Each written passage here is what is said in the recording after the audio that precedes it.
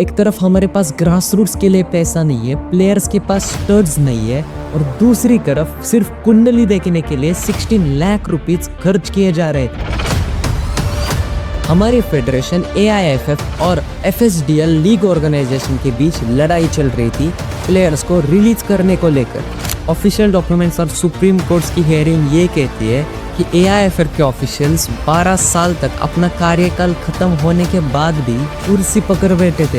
इस पर supreme court ने इंटरवीन करा और कमेटी ऑफ एडमिनिस्ट्रेशन बिठानी पड़ी थी। हम अक्सर सोचते हैं कि हमारे पास टैलेंट नहीं है या फिर हमारे पास फिजिक नहीं है, लेकिन एक बार सोच कर देखो, जिस देश की इकोनॉमी 4th नंबर पर आती है, जिस देश के पास सबसे बड़ी यंग पॉपुलेशन है, उस देश में अच्छे फुटबॉल प्लेयर्स नहीं।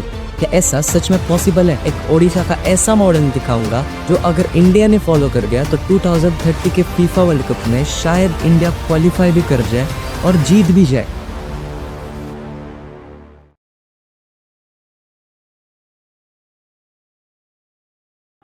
There's been no submission from India by any means.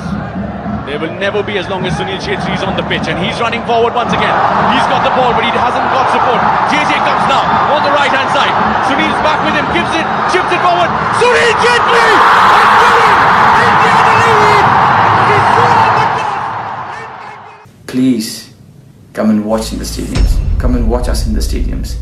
You guys have no idea how important you guys are and how important your support is. I mean, it's not fun to criticize or abuse on internet. Come to the stadium, do it on our face, scream at us, shout at us, abuse us. जब देश के सबसे बड़े football icon एक legend को camera के सामने आकर भीख मांगनी पड़ी कि प्लीज आओ और हमें देखो, तब हम सब इमोशनल हो गए थे। स्टेडियम भर गए और हमने सोशल मीडिया पर ट्रेंड्स चलाए।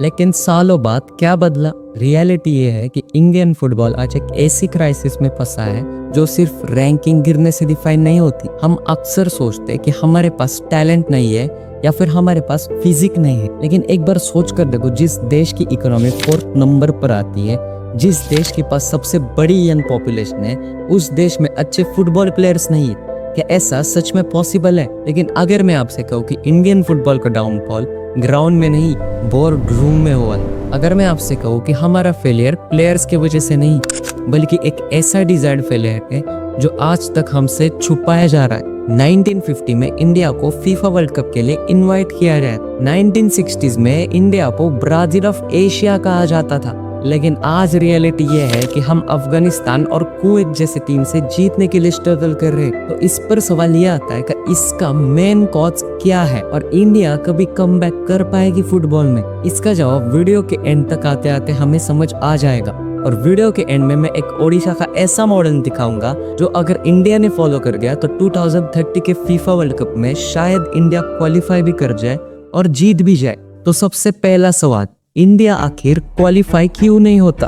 क्योंकि पिछले 20-30 सालों से हमारे फेडरेशन AIFF को फुटबॉलर्स नहीं, पॉलिटिशियंस चला रहे थे। आपको अगस्त 2022 याद है जब फीफा ने इंडिया को बैन कर दिया था? पूरी दुनिया हमारी बेइज्जती कर रही थी और रीजन क्या था?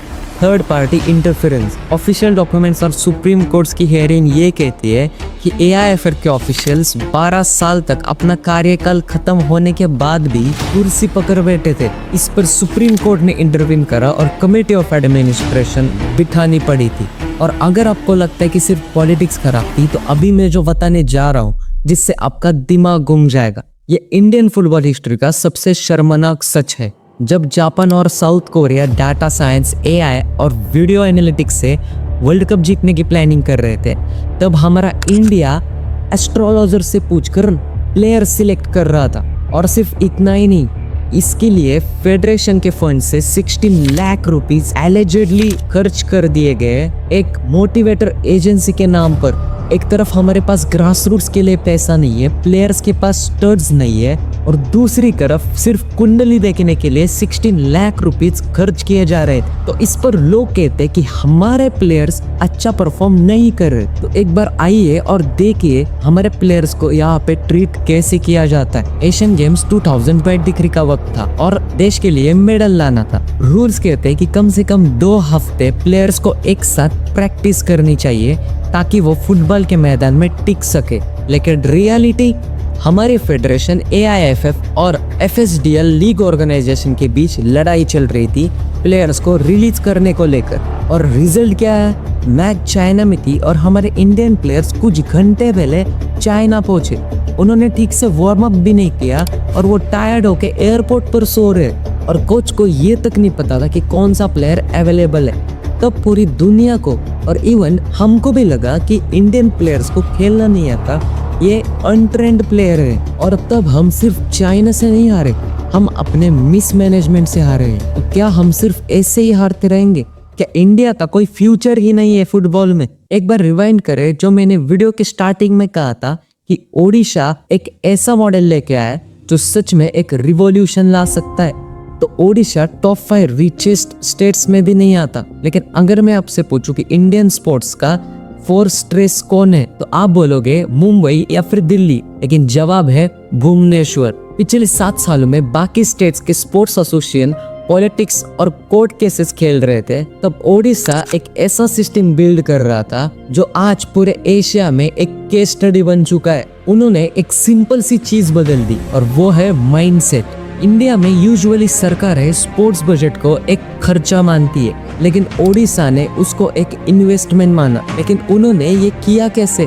क्या सिर्फ पैसा फेंकना काफी नहीं था? नहीं, उन्होंने यूज किया the PPP model. Indian sports का सबसे बड़ा फेलियर रहा है मेंटेनेंस। सरकार स्टेडियम्स तो बना देती है, लेकिन उसको चलाना कैसा ये ब्यूरोक्रेट्स को पता नहीं होता, और 5 साल बाद वो स्टेडियम खंडर बन जाता है। ओडिशा गवर्नमेंट ने इंडिया के biggest corporate Tata steel, Reliance, JSW को इनवाइट किया। डील सिंपल थी, सरकार hundreds of करोड़ खर्च करके वर्ल्ड क्लास फैसिलिटीज बनाएगी, लेकिन एकेडमिक्स के अंदर कोचिंग कौन देगा, डाइट कौन प्लान करेगा, ये सिर्फ कॉर्पोरेटर्स देखेंगे, ना कि कोई गवर्नमेंट ऑफिशियल्स। आज भुवनेश्वर में ओडिशा FC और AIFF का स्ट्रैटेजिक टाई-अप है। वहाँ किसी की फाइल्स नहीं अटकती, वहाँ एक्चुअल डिसीजंस लिए जाते हैं। ये वो मॉडल है जहाँ पॉलिटिक्स खत्म होती है और प्रोफेशनलिज्म चालू होता है। ये हो गई ऊपर ऊपर की बात। अब हम एक्चुअल में ग्राउंड रियलिटी देखते हैं। भुवनेश्वर का कलिंगा स्टेडियम आज सिर्फ एक मैदान नहीं है, वो पूरा इकोसिस्टम है। इंडिया में प्लेयर्स का आधा स्ट्रगल ट्रैवल में निकल जाता है, घर से ग्राउंड, ग्राउंड से जिम।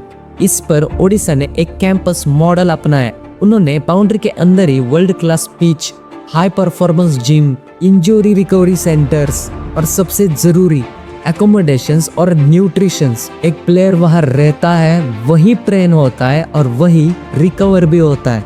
जब डाइट साइंटिफिक होता है और प्रोफेशनल ट्रेनिंग मिलती है, तब जाके 70 मिनट्स का फैटिग इशू सॉल्व होता है। और ओडिशा ने सिर्फ मेंस फुटबॉल टीम पे पैसा नहीं लगाया। जब कोई देश इंडियन वुमेन्स लीग को होस्ट करने के लिए तैयार नहीं था, वहाँ ओडिशा आगे आया। उन्होंने FIFA U17 women's world cup host किया। तो सवाल ये है कि ओडिशा, जिसके पास इतना कम बजट है, वो ये सब कुछ कर सकता है, तो महाराष्ट्र, UP और बंगाल जैसे स्टेट्स को ये सब तो करना ही चाहिए। ओडिशा मॉडल हमें एक चीज सिखाता है, टैलेंट की कमी कभी थी ही नहीं। कमी थी तो बस एक विजन की थी।